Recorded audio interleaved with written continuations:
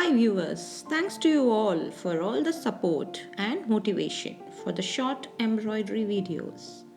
The main purpose of these videos is to revive and rekindle the interest and practice of adding a personal touch and an emotional connect with your garments through various textile art forms, both contemporary and traditional.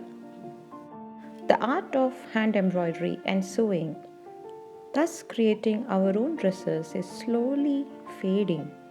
Concept of clothing and the designs on the fabric were closely associated into the culture of each region in our country.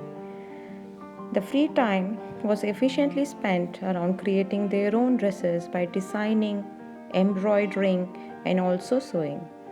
With today's globalization, this concept has almost faded, and a whole new generation totally relies upon the concept of fast fashion.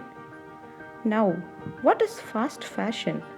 It's just about cheap manufacturing, frequent consumption, and short lived garment use. While soon I'll be doing a vlog about the environmental hazards of fast fashion, my vlogs are predominantly an attempt to familiarize people with both contemporary and traditional methods of surface ornamentation. This is my humble attempt to revive and rekindle the interest to design, upcycle, or recycle our dresses ourselves. Come, join me in this journey to create. Let's create.